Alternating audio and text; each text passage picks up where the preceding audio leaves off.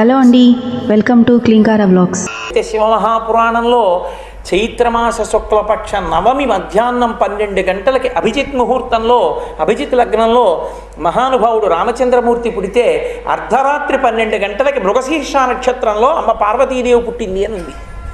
కానీ సంప్రదాయంలో లోకంలో చేయడం మాత్రం మనం అష్టమి నాడు చేస్తాం. చైత్రమాసంలో వచ్చేటటువంటి శుక్లపక్ష అష్టమి పార్వతీదేవి యొక్క ఆవిర్భావ దినం. అందుకే వసంతకాలంలో వచ్చేటటువంటి వసంత నవరాత్రులు కూడా కలశపెట్టి అమ్మవారిని ఆరాధన చేయడం. 2 కాలముల యందు 2 ఋతువులలో ఆయన తన దంస్ట్రలు బయట పెడతాడు. కోర బయటికి వస్తుంది. కోర బయటికి వచ్చింది అంటే ఒకటే జననాశనం అయిపోతుంది. అందుకే దావృతువు ఆ 2 ఋతువులు కూడా యమదంస్ట్రాఖ్యే యమదంస్ట్రలు అంది దేవీ పురాణం. యమదంస్ట్రాఖ్యే నూనం సర్వజనేషు వైహి. లోకంలో విపరీతంగా ప్రమాదాలు జరుగుతాయి. అసలు ఊహించడానికి వీలు లేనంతంత పెద్ద పెద్ద ప్రమాదాలు జరిగి అంతమంది జనులు నష్టపోతారు. ఎప్పుడు? శారదా నవరాత్రుల ప్రారంభంలో ఈ 9 రోజులు, అలాగే వసంత ఋతువులో చైత్రమాసం ప్రారంభమైనటువంటి మొదటి 9 రోజులు యమధర్మరాజు గారి దంస్ట్ర పైకొచ్చిన కారణంగా ఆయన లోకంలో ఉండేటటువంటి జనులందరినీ పడగొడతాడు. అందుకే వసంత శారదావేవా జననాశాకరావుభౌ, జనులను నశింపచేస్తాయి ఈ 2 ఋతువులలో వచ్చేటటువంటి మొదటి 9 రోజులు. కాబట్టి చైత్రమాసంలో వచ్చేటటువంటి మొదటి 9 రోజులలో అష్టమి నాడు అమ్మవారి ఆవిర్భావ దినం కనుక, భవాన్యుత్పత్తి జరిగినటువంటి రోజు కనుక, నవరాత్రులు కలశపెట్టి చైత్రమాసంలో అమ్మవారిని ఎవరు ఆరాధన చేస్తారో వసంత నవరాత్రుల్లో వారందరికీ కూడా అమ్మవారి అనుగ్రహం కలుగుతుంది. రెండవది, ఆంతరముగా చచ్చిపోవడం అంటే ఏమిటో తెలుసా? దక్షిణాయనం పవిత్రమైన కాలం, కానీ దక్షిణాయనంలో చీకటి ఎక్కువ ఉంటుంది. చీకటి ఎక్కువ ఉంటుందంటే అసురుల చేత చుట్టబడి ఉంటుంది. రాక్షసులు పరివేష్టించి ఉంటారు. ఎందుకు పరివేష్టించి ఉంటారు? వీడెందుకు పుణ్యం చేసుకుని బాగుపడిపోవాలి? అందులో బాగుపడిన ఎవరు వాళ్ళు? వసంతకాలం దగ్గరికి వచ్చేటప్పటికీ భోగకారకం. ప్రతివాడికి కూడా దృష్టి భోగానుభవం మీద ఉంటుంది. కారణం వసంతకాలము అన్న మాటలోనే ఉంది. చైత్ర శ్రీమాన్ ఇయం మాస పుణ్య పుష్పితకానన యవ్వరాజ్యాయ రామస్య సర్వం మే ఉపకల్ప్యతాం. వసంత ఋతువైన కారణం చేత భోగకారకం. భోగముల యందు అనురక్తి కలుగుతుంది. కానీ అది నైమిత్తిక కాలం. అప్పుడే యమదంస్ట్రపైకి వస్తుంది. అందుకని ఆ సమయంలో కలశపెట్టి పరదేవతని ఆరాధన చేస్తే ఆవిడే తమోగుణాన్ని రజోగుణాన్ని కూడా పోగొడుతుంది. తమోగుణాన్ని పోగొట్టేది శారదా నవరాత్రుల్లో పోగొడుతుంది. అందుకే మహిషాసుర మర్దనం. రజోగుణాన్ని పోగొట్టేది వసంత నవరాత్రుల్లో పోగొడుతుంది. సీతాస్వరూపంగా రావణ సంహారానికి కారణమైంది. కాబట్టి ఆ తల్లి తమోగుణ రజోగుణ భేదనం చేసి సత్వగుణం వైపు నడిపిస్తుంది. యమదంస్ట్ర నుండి కాపాడుతుంది. అందుకని వసంత నవరాత్రుల్లో ప్రత్యేకించి చైత్రమాసంలో వచ్చేటటువంటి అష్టమి తిథి నాడు సువాసిని పూజ తప్పకుండా చెయ్యాలి. మనం ఇక్కడ చేస్తున్నాం కదా సువాసిని పూజ. సువాసిని పూజ అమ్మవారి నామాలతో కాదు, సువాసిని పూజ సువాసిని నామములతో. సువాసిని పూజలో సువాసిని నామములు ఉంటాయి. అమ్మవారి యందు నామములు ఎలా అన్వయమవుతాయో సువాసిని యందు అలా అన్వయమవుతాయి. మీరు శివమహాపురాణం చదివితే పార్వతీదేవిగా పరదేవత జన్మించాలంటే సువాసిని పూజలే చేసింది మేనకాదేవి. ఆవిడ సువాసినిగా వెంటనే పూజలు అందుకుంటుంది. సువాసిని పూజలో చాలా గొప్పదేది ఒక్కటే, జటాబంధనము. ఆ తల్లి యొక్క జడని పైకెత్తి పెట్టాలి. ఇప్పటికీ కాంచీపురంలో ఆ సుగంధ కుంతలాంబ అని అమ్మవారు, ఆ సుగంధ కుంతలాంబ అమ్మవారు అద్దాల మంటపంలో ఉంటుంది. అద్దాల మంటపంలో ఉన్నటువంటి సుగంధ కుంతలాంబకి ప్రదక్షిణం చేస్తుంటే ఆమె జట కనపడుతుంది. ఆ తల్లిని కళ్యాణానికి తీసుకెడతారు. ఆ కళ్యాణమూర్తిగా తీసుకెళ్ళినప్పుడు ఆవిడ బొగ్గల్లో ఎరుపుతనం కనపడుతుందట కంచిలో ఇప్పటికీ. అంత గొప్ప స్వరూపం. అందుకే సుగంధ కుంతలాంబ, నీలకుంతలాంబ, ఘనకుంతలాంబ, శ్యామకుంతలాంబ అన్ని పేర్లు ఆవిడికి.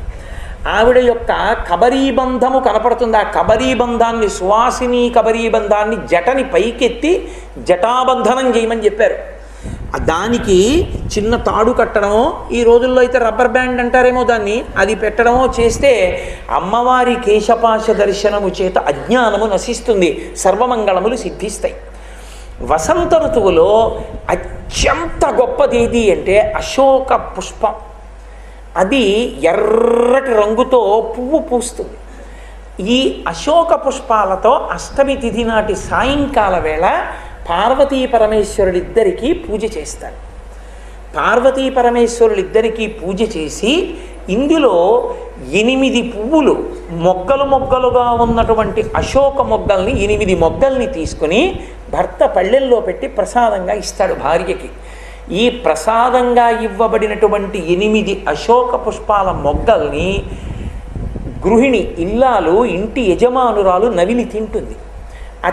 నవిలి తిన్నప్పుడు అడుగుతుంది, నువ్వు అశోక వృక్షం నుంచి వచ్చిన దానివి, నువ్వు మధుమాస సముద్భవం, నువ్వు చైత్రమాసంలోనే పువ్వు పూస్తావు. ఎందుకంటే మహాపతివ్రతకి అశోక వృక్షానికి సంబంధం. అశోక వృక్షం పువ్వు పుయ్యదు వసంతకాలంలో. అది పువ్వు పుయ్యాలంటే పద్మినీ జాతి స్త్రీ వెళ్ళి తన కాలుతో తన్నాలి. తన కాలుతో తంతే వెంటనే పుష్పాలు పూస్తుంది. దానికి ఆ లక్షణం. సౌందర్యలహరిలో శంకరాచార్యులు వారు అమ్మవారి పాతివ్రత్యం గురించి చెప్తూ చెప్పారు, అశోక వృక్షం పువ్వులు పూయడానికి అమ్మా నిన్ను కాలుతో తన్నమంటే నేనంటూ తాకితే పరమశివుణ్ణే తప్ప అశోక వృక్షమైనా నేను ముట్టుకోనని నువ్వు తన్నలేదమ్మా అన్నారు. కాబట్టి అంతటి పాతివ్రత్యం ఉన్న తల్లి. అశోక వృక్షానికి పద్మినీ జాతి స్త్రీకి అంత దగ్గర సంబంధం. ఆ అశోక వృక్షము యొక్క స్పర్శ చేత శోకనాశనం అవుతుంది, ప్రత్యేకించి స్త్రీలకి. వాడు అమాయకుడై పెట్టలేదు, వాడు ఏం భక్తితో పెట్టకపోయినా అమ్మవారిని తీసుకెళ్ళి అశోకవనంలో వాడికున్న వాంఛ వేరు. అందుకని ఆమె శారీరక ఆరోగ్యం తరిగిపోకూడదని అశోక వృక్షంలో శిశుపావృక్షం కింద పెట్టాడు. అశోక వృక్షపు గాలి, శిశుపావృక్షపు గాలి స్త్రీ సంబంధమైన వ్యాధులు పటమరించకుండా చేస్తాయి. అందుకని అక్కడ ఉంచాడు. కాబట్టి ఆ అశోకవనంలో ఉండేటటువంటి పుష్పాలు తెచ్చుకుంటారు. తెచ్చుకుని పూజ చేసి 8 మొగ్గలు భర్త ప్రసాదంగా ఇస్తారు. ఇచ్చిన వాటిని ప్రసాదంగా స్వీకరిస్తారు. స్వీకరించి నవ్వులుతారు.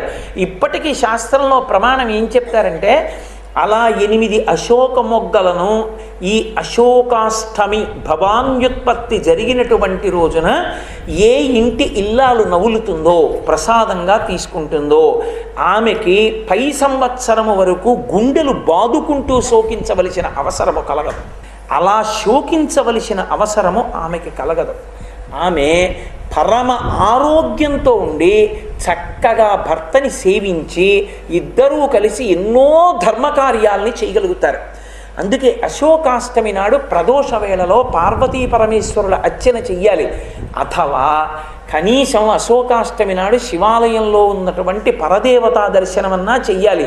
ఇంట్లో పార్వతీ పరమేశ్వరార్చన చేసి అమ్మవారి అనుగ్రహాన్ని పొందాలి. అందున ఆమె సువాసిన్యర్చన ప్రీత.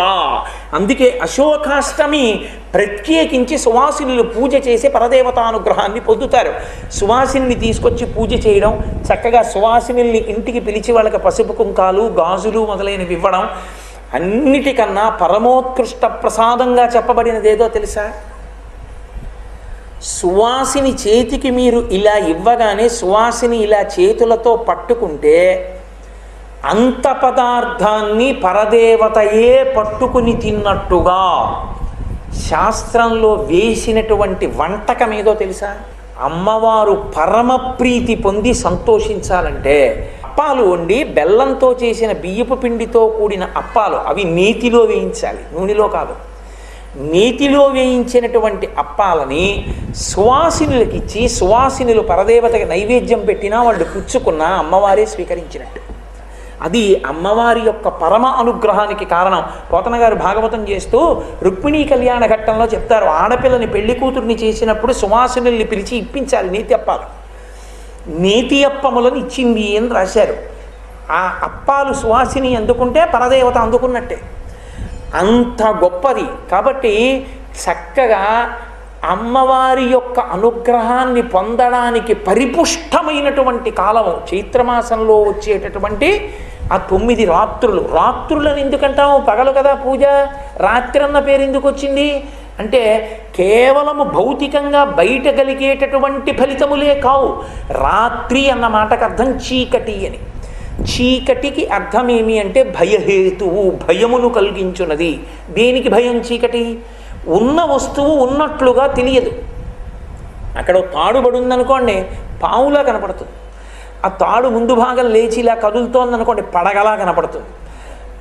లేని కృష్ణపాదాలు కనపడతాయి, అందులో లేని బుస్సు వినపడుతుంది, హడిలిపోయి చెమటలు కారిపోతాయి.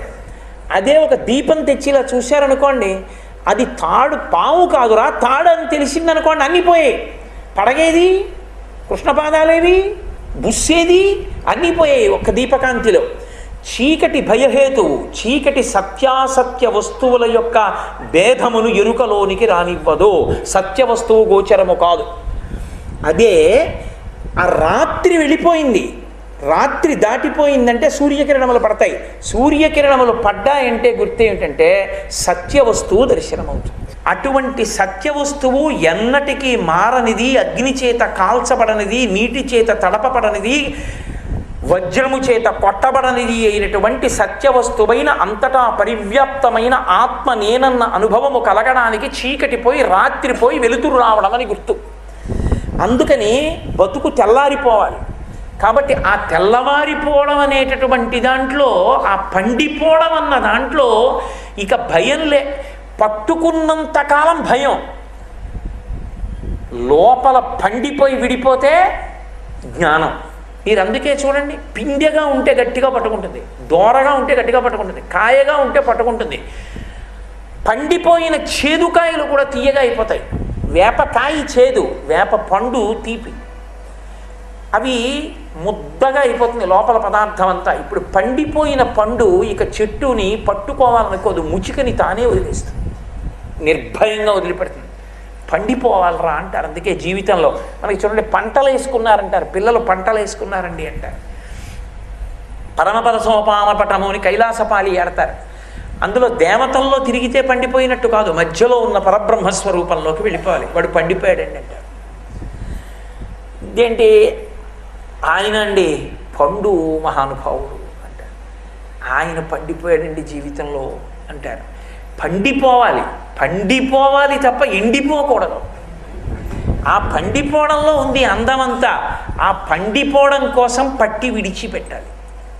పట్టు విడుపు దేనికోసం అంటే పండడం కోసం. ఒకప్పుడు పట్టుకోవలసింది పట్టుకోవాలి, ఒకప్పుడు విడవవలసింది విడిచిపెట్టేయాలి.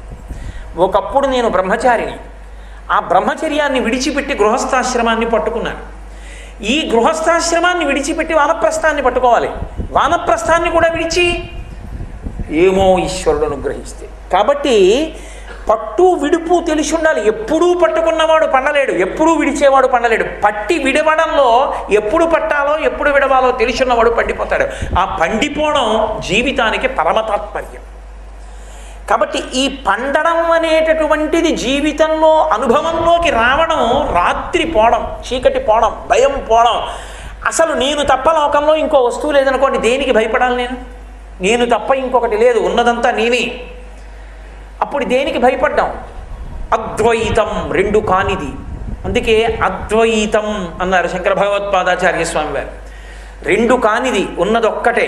ఒక్కటే అయినప్పుడు దేనికి భయం? ఇంకా ఆ ఆత్మ ఒక్కటే ఉన్నదంతే. అదిగో ఆ స్థితిని పొందడం రాత్రి పోవడం. నవరాత్రులు చేస్తే ఏమవుతుందంటే 9 అంకె, 9 తర్వాత వచ్చేది సంఖ్య, 2 అంకెలతో వస్తుంది. 9 వరకు పెరుగుతూ వచ్చింది, 10 దగ్గరికి వెళ్ళేటప్పటికి ఏమైంది? 1 పక్కన 0 అయిపోయింది. ఏది ఇప్పుడు ఆ 9 పెరిగినదంతా ఏమైంది? 1 పక్కన 0 అయింది. 0గా ఉండిపోతే కాదు, 1 పక్కన 0 అయిపోయింది. ఆ ఒక్కటి ఈశ్వరుడు, తాను 0. ఆ 0 పూర్ణమద పూర్ణమిదం పూర్ణాత్ పూర్ణముదచ్యతే పూర్ణస్య పూర్ణమాదాయ పూర్ణమేవావశిష్యతే. దానికోసం నవరాత్రుడు 9 మీదే తిప్పుతారు. 9 పగళ్ళు అలరు, 9 రాత్రులు అంటారు. 10వ రోజు పగలు చూడాలి. అందుకే 10వ రోజు పగలు ఏం చేస్తారు? రథయాత్ర చెయ్యాలి. శారదా నవరాత్రులు చేశారనుకోండి, శారదా నవరాత్రులు చేస్తే 9వ రోజుతోటి పూర్తి చేయకూడదు. విజయదశమి నాడు దేవాలయంలో మీరు కానీ ఉత్సవం చేస్తే 10వ నాడు దేవాలయ ప్రాకారం చుట్టూ రథంలో తిరుగుతాడు పరమేశ్వరుడు. రథంలో తిరుగుతున్న పరమేశ్వరుణ్ణి చూసినంత మాత్రం చేత మోక్షానికి కారణమవుతుంది. పైన ఉన్న వైక్లభ్యం 10వ రోజు రథయాత్రలో దిద్దపడుతుంది. అందుకే ఏకాదశి నాడు ఎప్పుడూ రథయాత్ర చేస్తారు. ఏకాదశి అన్నం పెట్టరుగా, ఏకాదశి ఉపవాస తిథి, అన్నం పెట్టకూడదు. అందుకని ద్వాదశి నాడు అన్నం పెట్టాలి, పారణ తిథి కనుక. ఏకాదశి నాడు రథయాత్ర చేస్తారు, ద్వాదశి నాడు సంతర్పణ చేస్తారు. ఈశ్వర ప్రసాదాన్ని అరమరికలు లేకుండా అందరూ కలిసి పుచ్చుకుంటారు. ఇప్పుడు మనం కూడా అంతే. ఏకాదశి నాడు రథయాత్ర చేస్తాం దేవాలయం చుట్టూ, ద్వాదశి నాడు పారణ, అందరం కలిసి కూర్చుని పరదేవతా ప్రసాదాన్ని స్వీకరిస్తాం. అది విధానం, అది వేదప్రోక్తం, అది ఋషి కల్పం. అంతేకాని మన ఇష్టం వచ్చినట్టు మనం చేయడం కాదు. శాస్త్రం ఎలా చెప్పిందో అలా చెయ్యవలసి ఉంటుంది. మనం శాస్త్రము చేత కట్టుబడాలి. అందుకే తస్మాత్ శాస్త్రం ప్రమాణంతే కార్యాకార్య వ్యవస్థితం. కార్య అకార్యముల యందు శాస్త్రము ప్రమాణము తప్ప మన స్వంత బుద్ధులు ప్రమాణములు కానేరవు. కాబట్టి భవాన్యష్టమి అన్న పేరుతో అత్యద్భుతమైనటువంటి ఆ తిథిని నిర్వర్తించి పరదేవత యొక్క పరిపూర్ణమైనటువంటి అనుగ్రహాన్ని పొందుతారు. ఈ భవాన్యష్టమి దాటితో వచ్చేటటువంటి తిథి నవమి. నవమి మీకందరికీ తెలుసు, చైత్రమాస శుక్లపక్షంలో వచ్చేటటువంటి నవమికి శ్రీరామనవమి. ఆ రోజున రామచంద్ర ప్రభువు ఆవిర్భవించారు. రామచంద్ర ప్రభువు ఆవిర్భవించినది శంకర భగవత్పాదాచార్య స్వామి వారు కూడా రామచంద్రమూర్తిలాగే. అందుకే 5 గ్రహాలు ఉచ్చస్థితిలో ఉండగా మిట్ట మధ్యాహ్నం వేళ మహానుభావుడు ఈ లోకంలో ఆవిర్భవించాడు. అందుకే ఆయన పుట్టినది సూర్యవంశం, పెట్టుకున్నది రామచంద్రమూర్తి అంటారు. రామచంద్రమూర్తి అన్న పేరు యథార్థంగా వశిష్ఠుడు పెట్టింది కాదు, రామ అని ఉంచాడు. మరి రామచంద్ర ఎక్కడి నుంచి వచ్చింది అంటే, రామచంద్ర ప్రభువు జన్మించిన తరువాత చంద్రుడు లేడు, ఎందుకని మిట్ట మధ్యాహ్నం పుట్టాడు. సూర్యుడు సహస్ర నేత్రములతో చూశాడు. అబ్బా, ఇనకులతిలో కూడా పుట్టాడు మహానుభావుడని చూసుకున్నాడు, సంతోషపడిపోయాడు. నా వంశంలో పుట్టాడు, సూర్యవంశంలో పుట్టాడు. పొంగిపోయాడు సూర్యనారాయణమూర్తి. చీకటి పడింది, సూర్యాస్తమయమైంది, చంద్రుడు వచ్చాడు. చాలా బాధగా కన్నుల నీరు పెట్టుకుని కన్నుల నీరు తుడుచుకుంటూ కనపడ్డాడు. ఏమలా ఉన్నావు అని అడిగాడు. పుట్టినది మిట్ట మధ్యాహ్నం, పుట్టింది సూర్యవంశంలో, నా స్పర్శే ఉంది, నేనెందుకు పనికొచ్చానన్నాడు. బెంగ పెట్టుకోకు, నేను సూర్యవంశంలో పుట్టినా, నేను పగలు పుట్టినా, మధ్యాహ్నం పుట్టినా, నీ పేరు నా పేరుతో కలిపి శ్రీరామచంద్రమూర్తి అంటారు లోకమంతా అన్నాడు. అందుకే మనం అందరం రామచంద్రమూర్తి రామచంద్రమూర్తి అంటాం. పైనల్లో శత్రువుల్ని తపింపజేసినప్పుడు సూర్యుడు, భక్తులైనటువంటి వారి పట్ల చంద్రుడు. అమిత్రాణం భయకరో మిత్రాణం అభయంకర. అమిత్రులైన వారి పట్ల భయంకరుడు, మిత్రులైన వారి పట్ల అభయంకరుడు. అటువంటి రామచంద్రమూర్తి ఈ లోకంలో నరుడిగా జన్మించాడు. నరుడిగా వచ్చినటువంటి అవతారం ఒక్క దాంట్లోనే అసలు ఏ ప్రయోజనం ప్రధానంగా ఈ లోకంలోకి వచ్చాడో ఆ రాక్షస సంహారం తరువాత తన అవతార పరిసమాప్తి చెయ్యలేదు, ఒక్క రామావతారంలోనే. ఇందుచేత అసలు రావణ సంహారం అయిపోయిన తర్వాత అవతార పరిసమాప్తి చెయ్యొచ్చు, కానీ దశవర్ష సహస్రాణి దశవర్ష శతానిచ 11,000 సంవత్సరములు ఈ భూమి మీద ఉంటారన్నాడు. ఎందుకని? ఒక్కటే కారణం, రావణాసురుడు నరులను అధిక్షేపించాడు. అసలు బ్రహ్మగారిని వరం కోరుకునేటప్పుడు ఒక మాట అన్నాడు, తృణభూతహితామన్యే ప్రాణినో మానుషాదయ. మిగిలిన వాళ్ళ పేర్లు ఎత్తి వాళ్ళ వలన మరణము కలగకూడదని కోరుకుంటాను, అసలు నేను నరవానరముల పేరెత్తాను, వాళ్ళ వలన చనిపోకూడదని వరమడగడం ఏడు, వాళ్ళని ఏం చేస్తారన్నాడు. అంత చులకన చేయబడినటువంటి నరుని యొక్క వైభవం ఏమిటో లోకానికి చాటి చెప్పడానికి రావణ సంహారం చేసిన తరువాత 11,000 సంవత్సరములు ఈ భూమి మీద ఉండి నరుని యొక్క వైభవాన్ని లోకానికి చాటి చెప్పినటువంటి మహోత్కృష్టమైన అవతారము శ్రీరామావతారం. కాబట్టి శ్రీరామ నవమి ఎలా చెయ్యాలి అన్నది శాస్త్రప్రోక్తం. శ్రీరామనవమి చేసేటప్పుడు శ్రీరామనవమి పూర్ణోపవాసం. శ్రీరామనవమి నాడు అసలు ఉపవాస విరమణం లేదు, మరునాడే ఉపవాస విరమణం. శ్రీరామనవమి తిథి నాడు ఎక్కడెక్కడ రామాలయాలుంటే అక్కడక్కడికి తమ పిల్లలతో కలిసి వెళ్ళాలి. పెద్దవాళ్ళు ఎప్పుడో వెళ్ళడం కాదు, చిన్న పిల్లలతో వెళ్ళి కూర్చోవాలి, కూర్చుని భజన చెయ్యాలి. రామచంద్రమూర్తి భజన చేసి పెద్దలైనటువంటి వారు వచ్చి రామచంద్రమూర్తి ధ్యాన శ్లోకాలు చెప్తారు. శ్రీరాఘవం దశరథాత్మజం అప్రమేయం అని ఆయన ఆజానబాహువరవింద దళాయతాక్షం రామం నిశాచర వినాశకరం నమామి వీరరాఘవ విజయరాఘవ అని పేర్లైనకి. ఆయన ఎప్పుడూ చేతిలో కోదండం పట్టుకుని ఉంటాడు. ఏ చేత్తో పట్టుకుంటాడో ఏ చేత్తో బాణాలు వేస్తాడో ఎవరికీ తెలియదు. ఆయన అసలు ఆయనని చూసి శూర్పణకి ఎందుకు మోహపడిందో తెలుసా? ఆయన అందం చూసి లోకంలో ఋషులు కూడా మోహించారు. పుంసామోహన రూపాయ పుణ్య శ్లోకాయ మంగళం. పురుషులు కూడా మోహించారు ఆయన అందం అటువంటిది. అందుకు కాదు, అసలు శూర్పణకి ఎక్కడ పొంగిపోయిందంటే అసలు ఈ చెయ్యి ఎప్పుడు ఇలా పెట్టి బాణం తీస్తాడు? ఈ చేత్తో కోదండం పట్టుకుంటే ఇలా తీసి ఇలా తగిలించి వింటినారి ఆకర్ణాంతం లాగి కదా బాణం విడిచిపెట్టాలి. వచ్చిన పెద్ద తంట ఎక్కడొచ్చిందంటే శూర్పణకి అవి కనపడలేదు. ఇలా తీసి ఇలా పెట్టి ఇలా వేయడమే. ఆమెకి రామచంద్రమూర్తి బాహువు కానీ అక్షయ బాణ తూణీరంలోంచి బాణం తీయడం కానీ వింటినారికి తొడగడం కానీ లాగడం కానీ వదలడం కానీ కనపడలేదు. అదొక పెద్ద గిర్ర గిర్ర గిర్ర తిరిగిపోతోందంతే వేగం. ఆ బంగారు కాంతితో బాణాలు తీసి తొడిగి వదులుతుంటే ఇక్కడ చూసి అక్కడ చూస్తే దంగ్ దంగ్ దంగ్ దంగ్ పడిపోతున్నారంటే 14,000 మందిని 1 గంట 47 నిమిషాల్లో పడగొట్టి. అది ఆయన వేగం అంటే. రామావతారంలో వేసినటువంటి బాణ పరంపర వేగం బహుశా ఇంకా ఏ అవతారంలో లేదు. చీల్చి చిండడేశాడంటే శత్రుముఖంని. అటువంటి అవతారం ఆ అవతారం. అందుకు కదూ గోపరాజు గారు పొంగిపోయి బండన భీముడత్త జన బాంధవుడు జ్వల బాణతోణ కోదండ కళ ప్రచండ భుజతాండవ కీర్తికి రామమూర్తికిన్ రెండవ సాటి దైవమిక లేడనుచున్ గడకట్టి ఢేరి కాడాండ డడాండ దండ నిడజంబుల దండము నిండ మత్త వేదండము నిక్కి చాటెదను దశరథి కరుణాపయోనిధి అంటాడు. నేను ఏనుగు మీద ఎక్కి వచ్చి 4 వీధుల కూడల్లో 2 స్తంభాలు కట్టి దానికి ఒక పెద్ద భేరీ కట్టి డండ డండ డండ నిడదంబుల జండము నిందమత్త వేదండము నిక్కి చాటెదను ఢామ్ ఢామ్ ఢామ్ అని భేరీలు మోగించి రామచంద్రమూర్తితో సమానమైనటువంటి దైవం ఎక్కడున్నాడు ఆయన బాణములు తీసి ప్రయోగిస్తున్నప్పుడు ఆయన భుజములు రుద్రతాండవం చేస్తాయి. అటువంటి తండ్రి నా తండ్రిని ఎలుగెత్తి చాటుతానని చెప్పుకున్నాడు.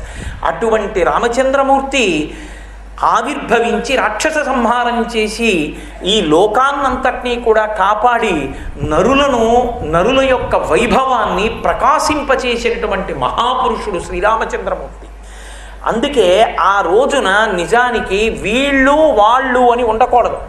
పిల్లలతో కలిసి దేవాలయానికి వెళ్ళిపోండి. వెళ్ళిపోయి దేవాలయంలో కూర్చుని ఇంట్లో తెల్లవారుజాముకి ముందే పూజ అయిపోవాలి. పూజ చేసేసుకుని రామచంద్రమూర్తి దేవాలయానికి చేరుకుని రామభజనలు చెయ్యాలి. ఇక ఎంత సంతోషం అంటే ఉర్రూతలుగిపోతూ చెయ్యాలి. చేసి పెద్దలు వచ్చి రామచంద్రమూర్తి ధ్యాన శ్లోకాలు చెప్పి రామచంద్రమూర్తి యొక్క మూర్తిని వైభవాన్ని వర్ణిస్తారు. వర్ణిస్తే ఆ వైభవాన్ని దర్శనం చెయ్యాలి. దర్శనం చేసి ఆ రోజు మధ్యాహ్నం భోజనం ఉండదు. ఏదో శరీరాన్ని నిలబెట్టుకోవడానికి కావలసినటువంటి సాత్వికమైన పదార్థాన్ని పరిమితముగా దైవేత్పితాహారమును స్వీకరిస్తారు. స్వీకరించి సాయంకాలం వేళలో సంధ్యావందనాదులు పూర్తయిన తర్వాత రామచంద్రమూర్తికి జరపబడినటువంటి పట్టాభిషేకంలో మకుటధారణ సర్గ చదవాలి. అందరూ కూర్చుని వినాలి. అర్థం కాకపోతే ప్రతి శ్లోకానికి అర్థం చెప్తారు. అర్థం చెప్తూ పట్టాభిషేక సర్గ చెప్తారు. పట్టాభిషేక సర్గ ప్రారంభ శ్లోకంలో వాల్మీకి మహర్షి చెప్పినది ఏమిటో తెలుసా? వృద్ధుడైన వశిష్ఠుడు సీతాసహితుడైన రామచంద్రమూర్తిని సింహాసనముపై కూర్చుండబెట్టే. పట్టాభిషేకం అభిషేకం ఓషధీ జలముల చేత అభిషేకించారు. కాత్యాయన వశిష్ఠో వామదేవశ్చాజామాలి రథకాశ్యప కాత్యాయన సుయజ్ఞశ్చ గౌతమో విజయస్తథా. ఆ మహర్షులందరూ వచ్చి బంగారు పాత్రలలో ఉన్నటువంటి ఓషధీ రసములతో అభిషేకం చేశారు. ఈ లోకంలో ఆవాహన చేయబడినటువంటి జలములు కానీ లేదా ముందుగా తీసుకొచ్చి దాచి పట్టాభిషేకంలో వాడిన నదీ జలాలు కానీ వాడబడకుండా రేపు పట్టాభిషేకం అంటే ఇవాళ రాత్రి 4 సముద్రముల యొక్క జలములు 500 నదుల జలములు తేబడి అభిషేకము చేయబడినటువంటి పట్టాభిషేకమును పొందిన ఏకైక ప్రభువు శ్రీరామచంద్ర ప్రభువు. ఎందుకని? మా స్వామి హనుమున్నారు. ఆయన వేగాన్ని ఎవరు తట్టుకోగలరు? మనోజవం మరుతతుల్య వేగం జితేంద్రియం బుద్ధిమతాం వరిష్టం వాతాత్మజం వనరయూధ ముఖ్యం శ్రీరామదూతం శిరసానమామి. ఆ వానర సమూహములు 500 నదుల నీళ్లు, 4 సముద్ర జలాలు బంగారు కలశలతో తెచ్చారు. ఓషధీ జలములను పిండాడు వశిష్ఠుడు. ఆ బంగారు పాత్రనెత్తి ఓషధీ జలములతో అభిషేకం చేసి ఆ కిరీటాన్ని వర్ణిస్తారు. ఆ బంగారు కిరీటాన్ని ఆ బంగారముతో అలంకరింపబడినటువంటి సభా ప్రాంగణంలో బంగారు ఆసనం మీద ఉంచి వర్ణిస్తాడు. బ్రహ్మగారి చేత దత్తము చేయబడి స్వయంభవ మనువు చేత మొట్టమొదట ధరింపబడి పరంపరాగతంగా వస్తున్నటువంటి ఆ కిరీటాన్ని ఎత్తి పట్టుకుని వశిష్ఠుడు రామచంద్రమూర్తి యొక్క తల మీద పెడతాడు. ఆయన కిరీటాన్ని పెట్టుకున్నప్పుడు పక్కన ఉన్నటువంటి సీతామహాలక్ష్మీదేవి కూడా ధరిస్తుంది. అనఘ ఆదిలక్ష్మి అయిన రుక్మిణితోడ క్రీడ సల్పుచున్న కృష్ణు చూచి పట్టణంబులోని ప్రజలుల్లసిల్లిరి ప్రీతులగుచు ముక్త భీతులగుచు అంటారు పోతన గారు భాగవతంలో. అలా సీతారాములిద్దరినీ కలిపి చూస్తే సమస్త భయములు తొలగిపోతాయి. రాముడు కిరీటం పెట్టుకున్న సన్నివేశాన్ని కానీ విన్నట్టయితే శ్రీరామనవమి నాడు రామచంద్రమూర్తిని పరిపాలకుడిగా మీరు చూశారు. రామరాజ్యము అన్న మాటకు అర్థం ఏమిటో తెలుసా? రామరాజ్యం అండి అంటారు. రామరాజ్యం అని ఎందుకు పిలుస్తారో తెలుసా? రామరాజ్యమునందు రాజ్య పరిపాలన చేసినటువంటి ప్రభు అయిన రామచంద్రమూర్తి పరిపాలనలో తనదైన బుద్ధి చేత నిర్ణయము ఏ ఒక్క విషయములో చెయ్యలేదు. ఎప్పుడు పరిపాలనలో ఏ నిర్ణయం తీసుకోవలసి వచ్చినా శాస్త్రం ఏం చెప్పింది దాన్ని బట్టి చేశాడు. శాస్త్రముననుసరించి పరిపాలన జరిగితే లోకమంతా సుభిక్షంగా ఉంది. ఆ శాస్త్ర మర్యాద లోకంలో ప్రవర్తించాలి. పరిపాలకులందరి యందు శాస్త్రమునందు గౌరవం ఏర్పడాలి. యజ్ఞయాగాది క్రతువుల యందు విశ్వాసం ఏర్పడాలి. ప్రతి ఇంట రామో రామో రామః ఈ మాటలు తప్ప వేరొక మాట తెలియదు. ఇంటికి తాళాలు తెలియవు. పెద్దవాళ్ళు ఉండగా పిల్లలు మరణించడం తెలియదు. పిల్లలకి పెద్దలు ప్రేతకార్యం చెయ్యడం తద్దినం పెట్టడం అన్నడూ లేదు. అంటే రామరాజ్యం అంత గొప్పది ఎందుకైంది అంటే రాముడు శాస్త్రం ఒక్కటే పట్టుకున్నాడు. రాముడు నా బుద్ధికి ఇది తోచింది చేస్తున్నానని ఎన్నడూ అనలేదు. శాస్త్రం ఇలా అంది కనుక నేను ఇలా చేస్తానన్నాడు. శాస్త్రాన్వయముతో జరిగిన పరిపాలనకు రామరాజ్యం అని పేరు. అదే రామరాజ్యం అనడానికి కారణం. అటువంటి రామచంద్రమూర్తిని పరిపాలకుడిగా కిరీటధారణతో చూడాలి. కిరీటధారణతో చూడాలి అంటే మకుటధారణ సర్గ చదువుకోవాలి. ఇప్పటికీ ద్రవిడ దేశం అంతటా కూడా కంబరామాయణం చదువుకుంటారు. మకుటధారణ సర్గ చదువుతారు శ్రీరామనవమి సాయంకాలం. చదివి భజన చేసి రామచంద్రమూర్తికి తులసిమాలలతో అలంకృతం చేసి అర్చన చేసి ఆ రాత్రి ఇంటికి వెళ్ళి మరునాడు ఉదయం మళ్ళీ అందరూ స్నానం చేసి ఇంట పునఃపూజ చేసుకుని మళ్ళీ రామాలయానికి రావాలి. మళ్ళీ రామాలయానికి వచ్చి ఎవరి శక్తి కొలది వారు శక్తి వంచన లేకుండా ద్రవ్యాల్ని సమీకరించి వానర సమూహములు రామచంద్రమూర్తి దగ్గర ఎలా సంతోషపడతాయో అలా ముందు రోజు పట్టాభిషేకమైంది కాబట్టి మరునాడు దశమి నాడు అందరూ కలిసి కూర్చుని ప్రసాద స్వీకారం చేస్తారు, భోజనం చేస్తారు ఈశ్వర ప్రసాదంగా. అది శ్రీరామనవమి చేసేటటువంటి విధానం. ఇందులో సాయంకాలం ఊరిరిగింపు చేస్తారు. ఊరూరా వాడవాడ రామచంద్రమూర్తి పల్లకీ పట్టుకొని రామనామంతో తిరిగి వస్తారు. శాస్త్రము మీద అనురక్తి కలగాలి అంటే, ధర్మమునందు అనురక్తి కలగాలి అంటే, వేదమునందు అనురక్తి కలగాలి అంటే రామభక్తిని పొంది తీరాలి. అటువంటి రామచంద్రమూర్తి యందు భక్తి ఏర్పడము అంటే శాస్త్రమునందు భక్తి కలగడం. ఆయన పరిపాలకునిగా కూర్చోవాలి. రాముడు పరిపాలకుడుగా కూర్చోవడం అంటే త్రేతాయుగంలో నరుడిగా కాడు, విష్ణువు రాముడిగా వచ్చినటువంటి విష్ణువు పరిపాలకుడుగా రామచంద్రమూర్తిగా కూర్చోవాలి. రాముడు నరుడు కాడు, రాముడు విష్ణువని నిగ్గు తేల్చగలిగినటువంటి వ్యక్తి ఎవరు రామాయణం మొత్తం మీద? ఒక్కరే, సీతమ్మ. సీతమ్మ లేని నాడు రాముడెవరో తెలియదు లోకానికి. ఎందుకని? కేవల నరుడిగా జన్మించాడు, ఏమీ తెలియని ప్రాకృత బాలుడిగా తిరిగాడు. కృష్ణుడు అలా కాదు, వామనావతారం అలా కాదు, శ్రీ మహావిష్ణువుగా కనపడ్డారు.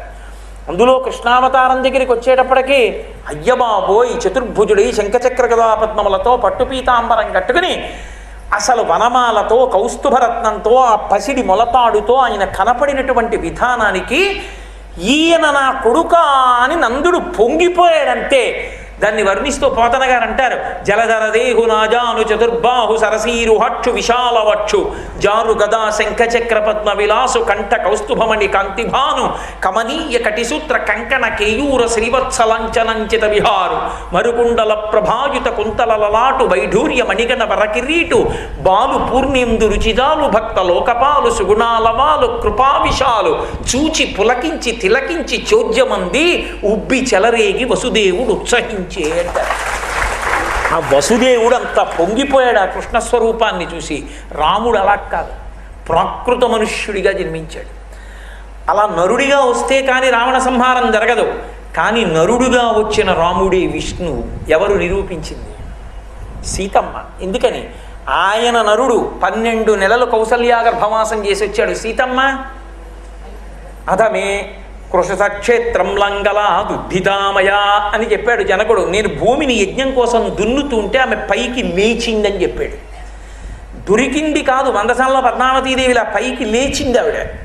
పైకి లేచి ఆ తల్లి తనకి తాను పేరు పెట్టుకుంది. సీతానాం నేతి విశ్రుత అని చెప్పాడు. సీత అని పేరు ఆవిడే పెట్టుకుంది. ఈమె నాకేమవుతుంది అని చూస్తున్నాడు. అశరీరవాణి పైనుంచి పలికింది, ధర్మేణ తనయా తవా, ఓ జనక ధర్మము చేత ఈమె నీకే కుమార్తె, అందుకని జానకి అయింది. ఇప్పుడు అనుమానం వచ్చింది జనకుడికి, ఈమె నరకాంత కాదు, ఒక స్త్రీ గర్భము నుండి రాలేదు కాబట్టి ఈమెకి భర్త ఎవరు? ఆమె చెప్పాలి. ఆమె చెప్పలేదు. నేనెవరిని వరుణ్ణి చూడ్డానికి? అయోనిజయైన తల్లి, తనంత తాను పైకి లేచిన తల్లి, పరదేవతా స్వరూపం. ఇప్పుడు ఆ తల్లి మాయాశక్తి అయితే మాయను నియమించగలిగినవాడు, ధరించగలిగినవాడు, భరించగలిగినవాడు, వహించగలిగినవాడు, శాసించగలిగినవాడు పరబ్రహ్మం ఒక్కడే. ఈమె పుట్టింది కాబట్టి ఆయన పుట్టాడు. ఎక్కడ పుట్టాడో నాకు ఎలా తెలుస్తుంది? అందుకని ఈమె వీర్యశుల్క. ఎవరు శివధనస్సు ఎక్కువ పెడతారో వాళ్ళకి ఇస్తానన్నాడు. శివధనస్సు ఒకటి, విష్ణుధనస్సు ఒకటి కాదు, అది పరబ్రహ్మము యొక్క ధనస్సు. దాన్ని ఎక్కువ పెట్టినవాడు పరబ్రహ్మం. అందుకొచ్చాడు రామచంద్రమూర్తి. అందుకే మొదట రాముణ్ణి చూసినప్పుడు జనకుడు తూలనాడాడు. పగతిర్మానుషానంచ ధనుషస్య ప్రపూరణే ఆరోపణే సమాయోగే వేపనే తొలనేపివా అన్నాడు. ఆ మనుష్యుడు ధనస్సు ఎక్కువ పెడతాడా? ఆ వింటి నారి కింద విప్పాలి, విప్పి ఆ ధనస్సు పైన వేసి వంచాలి, ముడి వెయ్యాలి. ముడి వేసి అప్పుడు టంకారం చేసి బాణాన్ని సంధించాలి. ఒక మనుష్యుడి పిల్లాడు ఎత్తుతాడా అన్నాడు. కాబట్టి నమ్మకం లేదు జనకుడికి. కానీ రాముడు అక్కడికి వెళ్ళి చూసి గురువుగారిని అడిగాడు. అది మర్యాద. గురువుగారి వంక చూసి, భగవన్ దీన్ని ముట్టుకోమంటారా అన్నాడు. శుభం భూయా, ముట్టుకోరా. అసలు అందుకే గారు తీసుకొచ్చాను. పైకి అనడు విశ్వామిత్రుడు. ఎందుకని? దానికి ఒక రహస్యం ఉంది మళ్ళీ, అందుకే చెప్పడం. ఇప్పుడు ఆయన ఏం చేశాడు? ధనస్సు తటాలను పైకెత్తి వింటినారి విప్పి పైకి తొడిగి ఉంచాడు. విరిగిపోయింది, ధనుర్భంగం అయిపోయింది. ఇప్పుడు ఎవరు లేరు. ఆ చప్పుడికి అందరూ స్పృహ తప్పిపోయారు. ఒక్క రాముడు, లక్ష్మణుడు, విశ్వామిత్రుడు, జనకుడు, నలుగురే ఉన్నారు తెలివిలో. ఇది చూశాడు జనకుడు. అత్యద్భుతం అతించంచ అతర్కితమిదం మియా అన్నాడు. అత్యద్భుతం. అద్భుతం అంటే పరమాత్మ. ఆత్మకి పర్యాయ పదం అద్భుతం. ఓ, నేను పరమాత్మ ఎక్కడో పుట్టాడనుకున్నాను, ఈ పిల్లాడేనమాట. ఇది ఆయన సంతోషం. అందుకే జనకానాం కులే కీర్తిం హరిష్యతి మే సుత అన్నాడు. జనకుల కీర్తి పెంచింది నా తల్లి సీతమ్మ అన్నాడు. పరబ్రహ్మాన్ని తెచ్చి నా కన్నుల ముందు నిల్చోపెట్టింది. ఇప్పుడు నాకు అర్థమైంది. ఇప్పుడు సీతా కళ్యాణం చేస్తానన్నాడు. గబగబా బంగారు పాత్రతో నీళ్లు తెచ్చి రాముడి చేతిలో పోస్తున్నాడు పిల్లని గ్రహించమని. ఆయన అన్నాడు, దీయమానాం నతుతదా ప్రతిజగ్రాహ రాఘవ అయోధ్యాధిపతే ప్రభో అవిజ్ఞాయ పితుశ్చద్ధ. ఏమిటి నువ్వివ్వడం ఏమిటి, నేను పుచ్చుకోవడం ఏమిటయ్యో? నాకు భార్యగా ఎవరు ఉండాలో నిర్ణయించవలసిన వాడు నా తండ్రి దశరథ మహారాజు. అందుకు చెప్పదా విశ్వామిత్రుడు. నా తండ్రిని అడుగు, దశరథ మహారాజు గారు ఈ పిల్లని పెళ్లి చేసుకోరా అంటే అప్పుడు చేసుకుంటాను. అంతేకాని నువ్వు ఇచ్చేస్తే నేను పుచ్చేసుకోను. అలాగా మా నాన్నగారు నిర్ణయించాలి. అది మర్యాద. ఇంటికి కోడలుగా ఎవరు రావాలో నిర్ణయించవలసిన వాడు తండ్రి. కొడుకు తానే వెతుక్కుంటే తండ్రి కీర్తి ఎందుకు కాలిపోవడానికే? తండ్రి నిర్ణయిస్తాడు. నీకు చదువు చెప్పించినప్పుడు, నిన్ను కన్నప్పుడు, నీకు ఆస్తి ఇచ్చినప్పుడు, నీకు లోకంలో మర్యాద తెచ్చినప్పుడు, నీకు అన్నం పెట్టినప్పుడు పనికొచ్చిన తండ్రి నీకు భార్యగా ఎవరు ఉండాలో నిర్ణయించలేనంత అవివేక నీ దృష్టిలో? రాముడు నరుడిగా ధర్మాన్ని నిరూపించాడు, నా తండ్రి ఒప్పుకోవాలన్నాడు. అప్పుడు జనకుడు కబురు చేశాడు, దశరథ మహారాజు గారు వచ్చారు, ఉభయ వంశాల గురించి కనుక్కున్నారు, నేను ఈమెల్ని కోడలిగా స్వీకరిస్తున్నానన్నారు. అంటే సీతమ్మ పక్కన కూర్చుంటే అర్థమైంది రాముడు నరుడు కాడు పరబ్రహ్మని. నేను సీతమ్మ పక్కన లేని నాడు రాముడు పరబ్రహ్మని తెలియదు.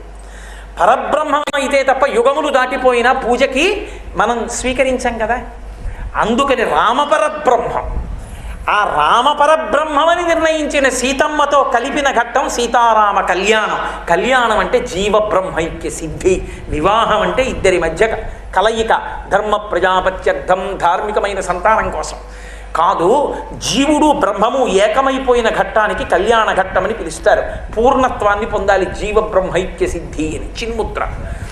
అదిగో అది నిరూపణం చెయ్యడానికి సీతా కళ్యాణ ఘట్టం చేస్తారు. ఆ కళ్యాణ ఘట్టం చేసి సీతమ్మ పక్కన ఉంటే కదా అప్పుడు కదా పరబ్రహ్మతత్వానికి పట్టాభిషేకం.